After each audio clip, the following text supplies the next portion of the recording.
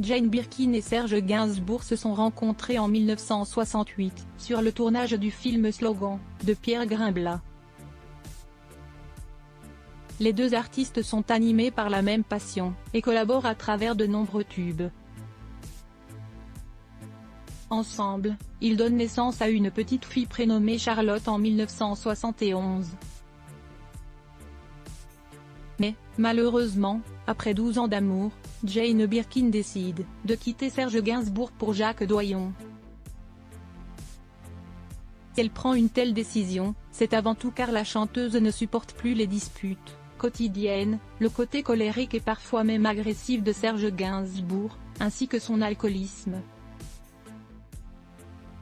Pourtant, Jane Birkin semblait toujours aimer l'artiste. Le Parisien Week-end est d'ailleurs revenu sur leur histoire d'amour. Le magazine a alors expliqué que la chanteuse avait surtout écouté sa raison plutôt que son cœur, puisqu'elle s'était forcée à se séparer de Serge Gainsbourg, même si elle ressentait encore beaucoup d'amour pour lui. Malgré leur rupture, les deux stars continuent à collaborer professionnellement ensemble. Avant la mort de Serge Gainsbourg en 1991. Il réalise 3 albums pour Jane Birkin. Une rupture difficile côté vie privée, les deux artistes sont régulièrement en contact. Jane l'appelle tous les jours, s'inquiète qu'ils se nourrissent bien et boivent de l'eau. Lui débarque parfois à minuit pour dîner rue de la Tour, apprend-on dans Le Parisien.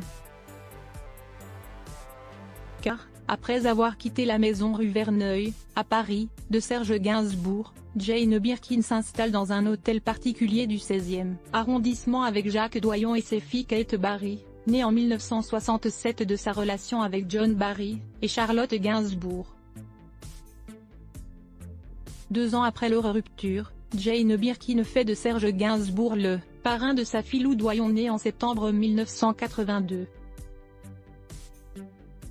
Le chanteur devient ainsi un membre un peu envahissant, et reste un pivot de sa famille recomposée.